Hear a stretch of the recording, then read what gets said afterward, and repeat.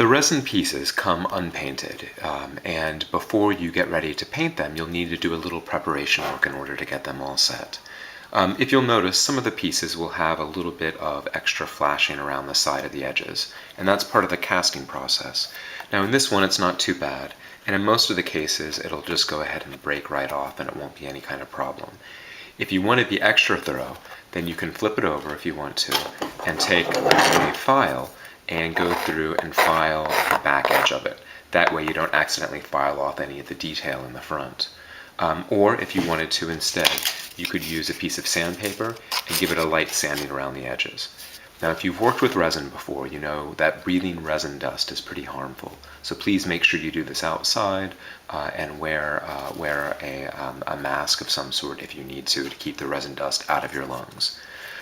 On the front of it, there might be an occasional bubble that requires filling, and in this case there's nothing that really requires it. But because I use open face molds, bubbles can rise to the back. Notice on this back side there are some slight bubbles here that occurred where the resin released air as it was curing. Now these don't affect anything, and they still lies flat without a problem and doesn't wobble around or anything like that. But if they do bother you, or if they do give you any trouble, then if you want to, you can go through and give it a light sanding on the back to flatten some of those out. If it gives you a lot of problem, or if you're really serious about making sure that it's perfectly flat, then you can always, if you want to, take a power sander and just rub it against there. Again, please make sure, with the power sander on, of course. Of course, you want to make sure that you're doing this outside. The dust that comes out of the resin will be harmful to breathe. Once you've got everything cleaned up and you like the way things look, then it's time to clean the resin. I do use a mold release, so it's probably a good idea before you prime it for painting to take it and wash it in some warm soapy water. Not too hot. If you get it too hot, then the resin will bend.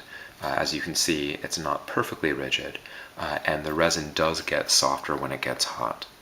There haven't been any problems that I've had with warping of any of these pieces, but since they're getting shipped all over the world, there's always the possibility that if it gets left out in the heat, that they might end up kind of warping a little bit.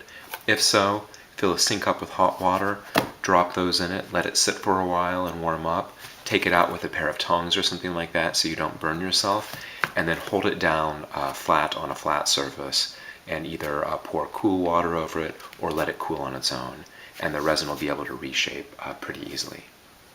Once you've cleaned off the mold release, and again a light dish soap is plenty for that, then you can prime it. Let it air dry first completely. There's lots of primers out there.